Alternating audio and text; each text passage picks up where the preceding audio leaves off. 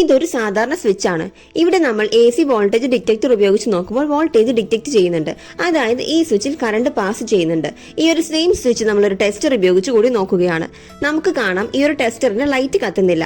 കാരണം ഈ ഒരു സ്വിച്ചിന് മറ്റ് കംപ്ലൈന്റുകളൊന്നും ഇല്ലാത്തത് കൊണ്ടാണ്. ഇനി നമുക്ക് മറ്റൊരു സ്വിച്ച് പരിശോധിക്കാം. മുമ്പ് നമ്മൾ ചെയ്തതുപോലെ ഇവിടെ വോൾട്ടേജ് നോക്കുമ്പോൾ 100% കാണിക്കുന്നുണ്ട്. തൊട്ടടുത്തുള്ള ഒരു സ്വിച്ച് കൂടി നോക്കുമ്പോൾ അവിടെ 80 ആണ് കാണിക്കുന്നത്. പക്ഷേ നമ്മുടെ പ്രശ്നം ഇതല്ല. നമുക്കൊരു ടെസ്റ്റർ വെച്ച് നോക്കാം. നേരത്തെ നമ്മൾ മറ്റൊരു സ്വിച്ച് ടെസ്റ്റർ ഉപയോഗിച്ച് നോക്കിയപ്പോൾ ടെസ്റ്ററിന്റെ ലൈറ്റ് തെളിഞ്ഞില്ലായിരുന്നു. എന്നാൽ ഇവിടെയാണെങ്കിലോ ലൈറ്റ് തെളിയുന്നുമുണ്ട്. അതായത് ഈ ഒരു സ്വിച്ചിൽ നിന്നും എങ്ങനെയോ വൈദ്യുതി പുറത്തേക്ക് ലീക്ക് ആകുന്നുണ്ട്. മിക്കവാറും സ്വിച്ചിന്റെ ഗ്യാപ്പിൽ കൂടി അഴുക്കോ മറ്റോ കയറി സപ്ലൈയുമായി കോൺടാക്ട് ആകാനേ സാധ്യതയുള്ളൂ. ഇതൊരു ബാത്റൂമിന്റെ സ്വിച്ച് ആയതുകൊണ്ട് തന്നെ നമ്മൾ നനഞ്ഞ കൈകൾ ഉപയോഗിച്ച് സ്പർശിക്കുമ്പോൾ ചെറുതായി ഷോക്ക് ഏൽക്കുന്നുണ്ട്. സോ നമ്മൾ ഈ ഒരു സ്വിച്ച് റീപ്ലേസ് ചെയ്യുകയാണ്.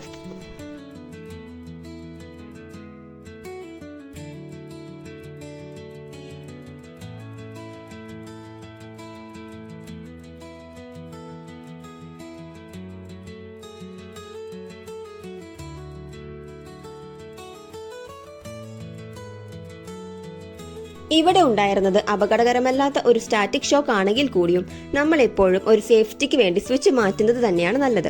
അപ്പോൾ നമ്മൾ സ്വിച്ച് ഇവിടെ മാറ്റിയിട്ടുണ്ട്. ഇനി ഒന്ന് ടെസ്റ്റ് ചെയ്ത് നോക്കാം. ടെസ്റ്റർ വെച്ച് നോക്കുന്ന സമയത്ത് ലൈറ്റ് ഓൺ ആകുന്നില്ല.